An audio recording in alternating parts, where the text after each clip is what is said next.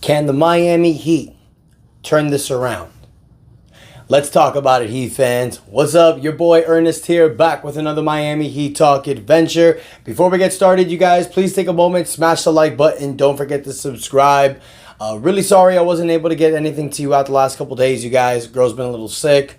It's been a little tough at home, a little hard to record with all the crying and the noise. Today it's getting a little better, so figured I'd jump on and we talk about what's going on. Now, I tried to get a video to you guys earlier today. I was doing another episode of Miami Heat Roundtable, but unfortunately, I wasn't able to get the actual episode to post it.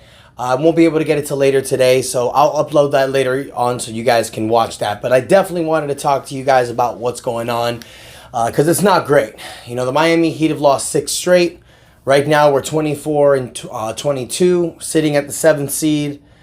Tied for the 8th seed, actually, with the Orlando Magic. So you're 2.5 games down from the 6th seed. You're in the play-in situation. The Heat are exactly in the same situation right now that we were in last year. And it's annoying because the team is better.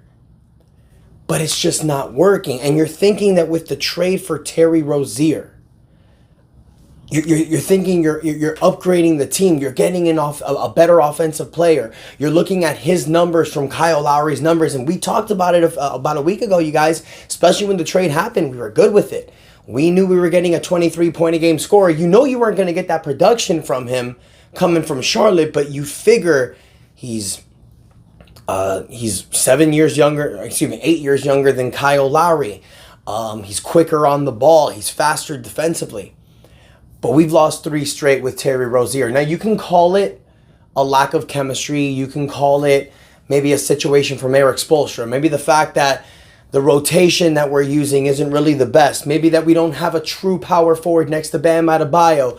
There's a lot of questions that are going on, you guys. You know, especially with the loss against the Knicks. The Heat tied it at the third quarter. You know, the Heat were getting close in the third quarter. Then you just blow it away in the fourth quarter. The Heat have been blowing leads away in the fourth quarter all year long. I don't really think it's a Terry Rozier thing, you guys. I just feel that the chemistry hasn't been there. And it's one or two things. One, maybe Kyle Lowry posed a bigger influence than what we thought. Remember, like I mentioned, you guys, Kyle Lowry, the things that he would do wouldn't show up on the box score. But whenever he was he was always a plus out there when it came to the plus-minus average. Now that you don't have Kyle Lowry out there, now that you don't have the true quarterback that's leading this team on the floor, is that an issue? Or is it maybe that you have 4 20-point-a-game scorers out there, and at this point, it's just not working together? You know, I said it in my last video, you guys, but Tyler Hero and Terry Rozier basically play the same style. So when they're both out there in the backcourt, it doesn't really work.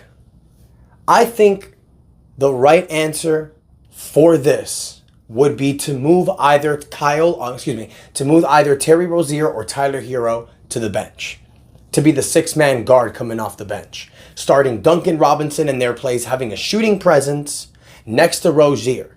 Now Rozier and Tyler Hero don't have to play the same style.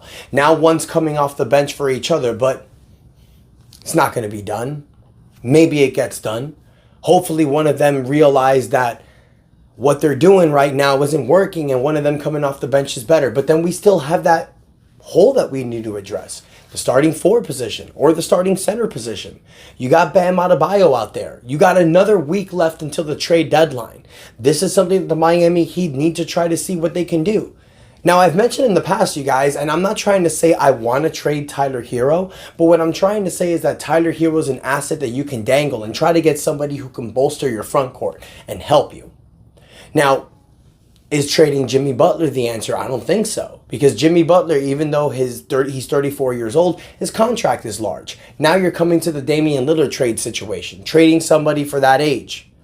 The Heat know what they have in Jimmy Butler, the best playoff performer in the NBA, in my opinion, and I still truly believe that. Going into the playoffs this year, Jimmy Butler is going to be on another level, but we can't continue to count on it. We have to understand that we have to put the right pieces around Jimmy Butler.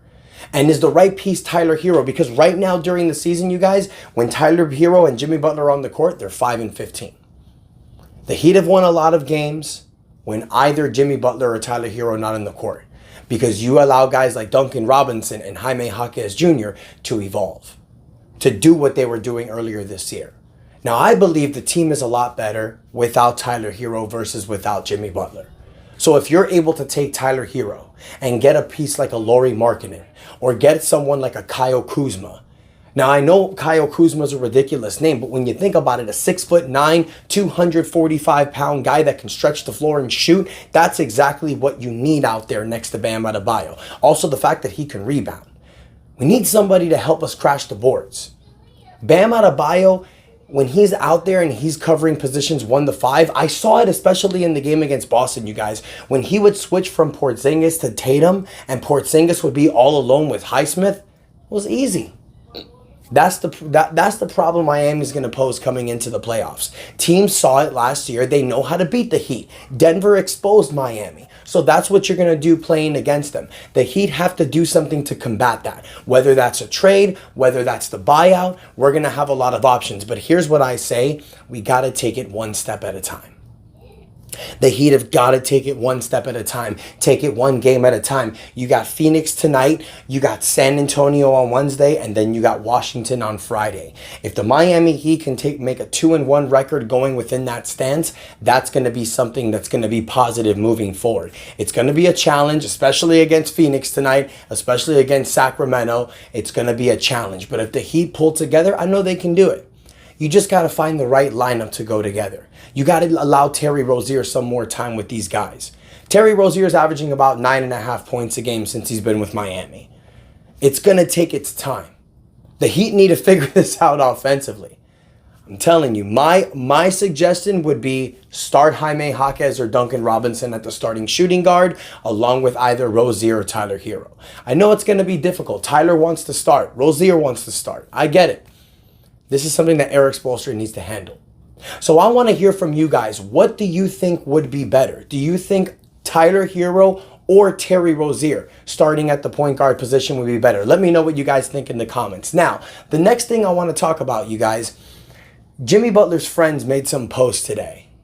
Or excuse me, I believe yesterday on Twitter. And the internet world was exploding about that. They were exploding because what's he really talking about? He was mentioning stuff like, people were saying that Jimmy Butler, he's standing in the corner. He's not really playing like himself. And a lot of people are saying that, a lot of people are thinking it's just Jimmy Butler being in season mode.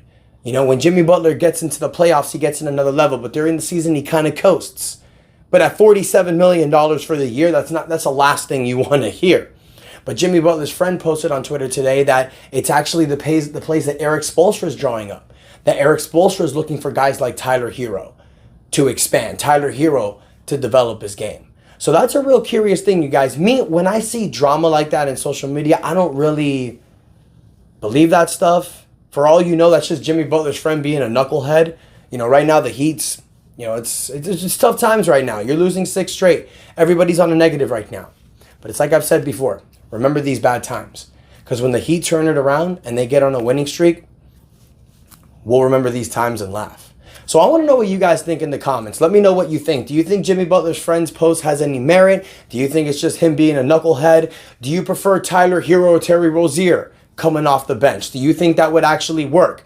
Do you think we're at desperate time to trade for somebody to play next along to Bam Adebayo? And if so, who do you think? Lauri Markkanen, Kyle Kuzma, any other ideas? Let me know in the comments what you think, you guys. I'll be looking for a Heat dub tonight against the Phoenix Suns. Hope we pull this out. Let me know in the comments what you think, you guys. Please take a moment to like the video and subscribe to the channel. We on the road to 3,000 subscribers. Can't wait to get there. Thank you all so much for the next for the support, excuse me. And like I said, I will be posting that Miami Heat Roundtable episode later today. Look out for that one. Have a great day, you guys. And that's enough said. Let's go Heat.